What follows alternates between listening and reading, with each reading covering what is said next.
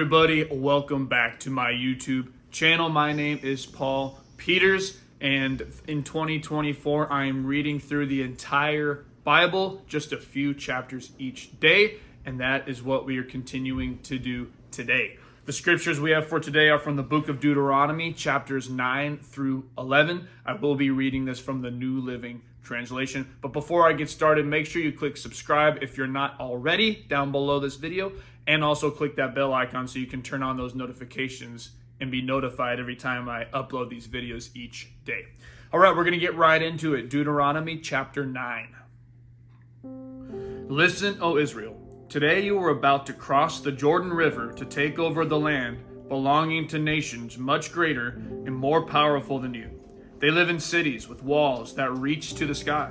The people are strong and tall, descendants of the famous Anakite giants. You've heard the saying, "Who can stand up to the Anakites?" But recognize today that the Lord your God is the one who will cross over ahead of you like a devouring fire to destroy them. He will subdue them so that you will quickly conquer them and drive them out, just as the Lord has promised. After the Lord your God has done this for you, don't say in your hearts, "The Lord has given us this land because we are such good people." No, it is because of the wickedness of the other nations that he is pushing them out of your way. It is not because you are so good or have such integrity that you are about to occupy their land.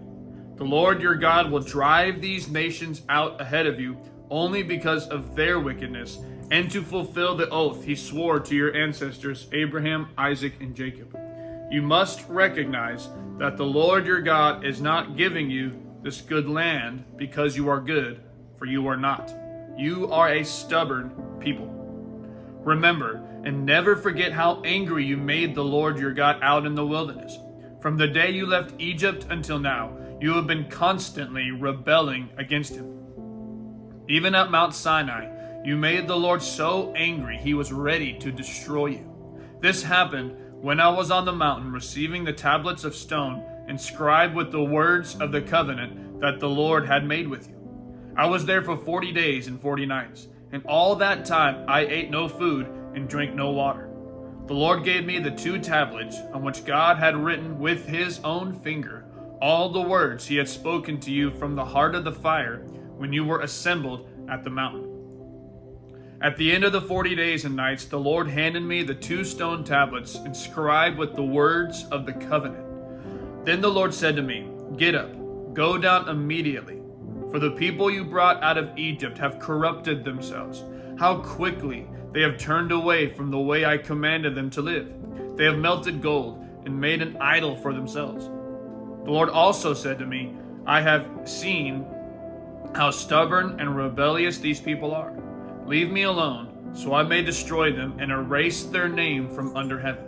Then I will make a mighty nation of your descendants, a nation larger and more powerful than they are." So while the mountain was blazing with fire, I turned and came down, holding in my hands the 2 stone tablets inscribed with the terms of the covenant. There below me I could see that you had sinned against the Lord your God. You had melted gold and made a calf idol for yourselves. How quickly you had turned away from the path the Lord had commanded you to follow. So I took the stone tablets and threw them to the ground, smashing them before your eyes. Then, as before, I threw myself down before the Lord for 40 days and nights. I ate no bread and drank no water because of the great sin you had committed by doing what the Lord hated, provoking him to anger. I feared that the furious anger of the Lord, which turned him against you, would drive him to destroy you. But again, he listened to me. The Lord was so angry with Aaron that he wanted to destroy him too. But I prayed for Aaron, and the Lord spared him. I took your sin, the calf you had made, and I melted it down in the fire and ground it into fine dust. Then I threw the dust into the stream that flows down the mountain.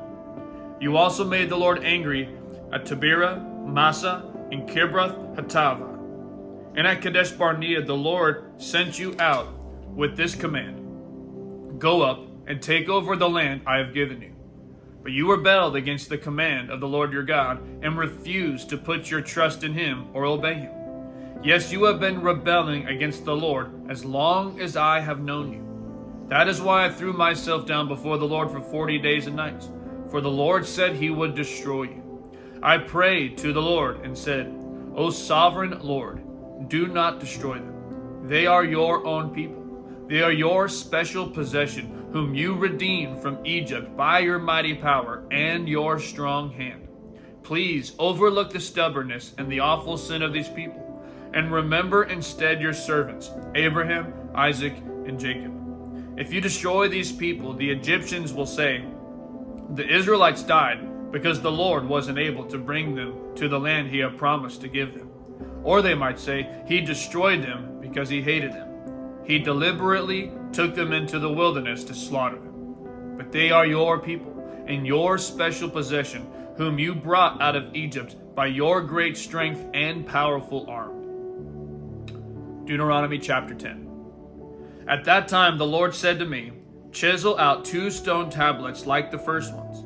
Also make a wooden ark, a sacred chest to store them in.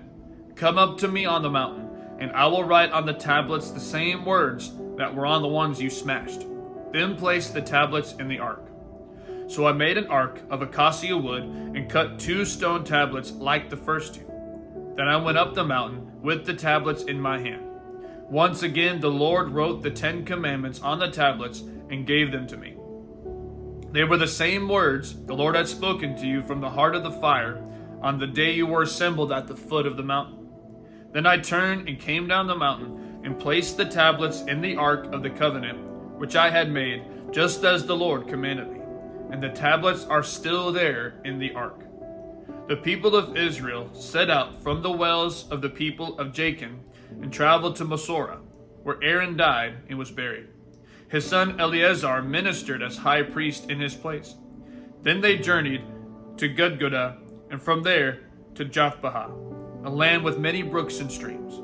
At that time the Lord set apart the tribe of Levi to carry the ark of the Lord's covenant, and to stand before the Lord as his ministers, and to pronounce blessings in his name.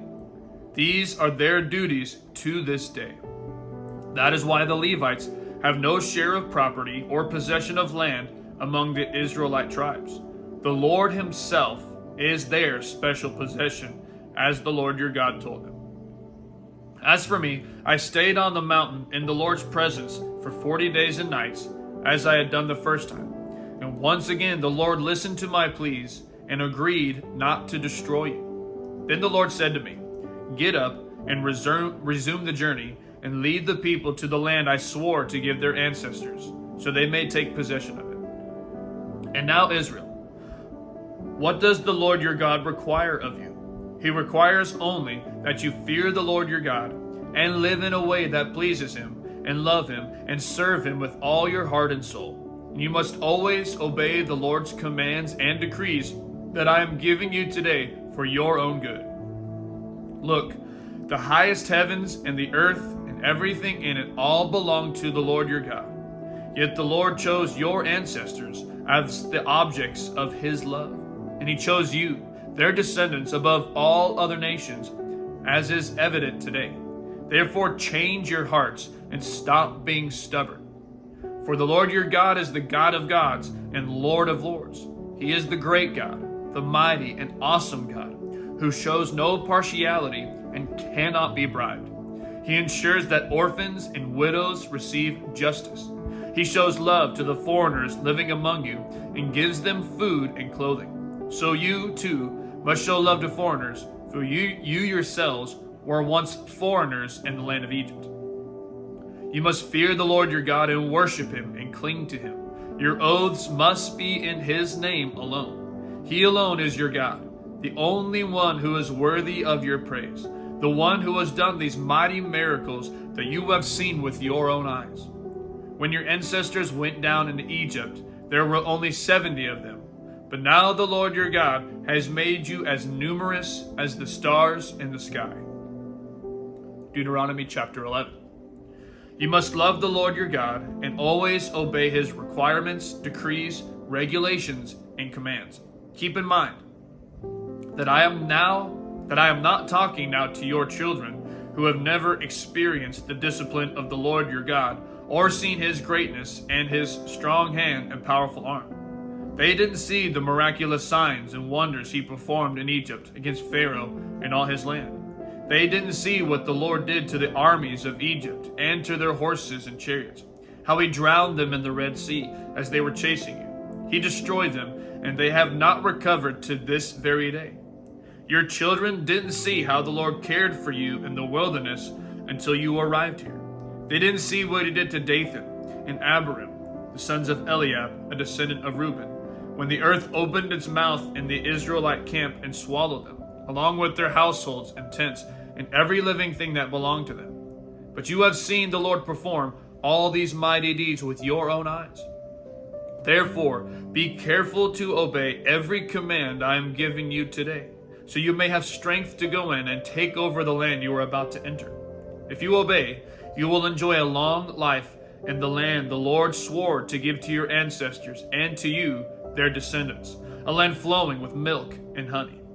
For the land you are about to enter and take over is not like the land of Egypt from which you came, where you planted your seed and made irrigation ditches with your foot as in a vegetable garden.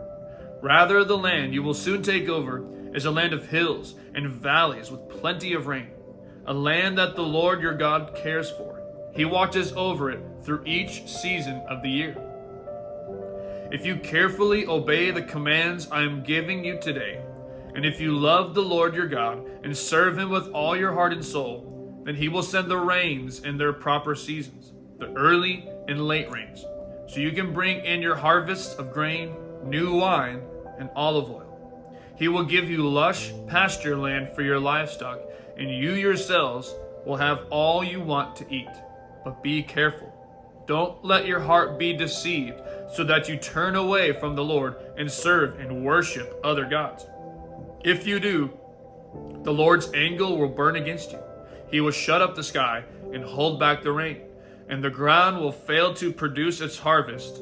Then you will quickly die in that good land the Lord is giving you.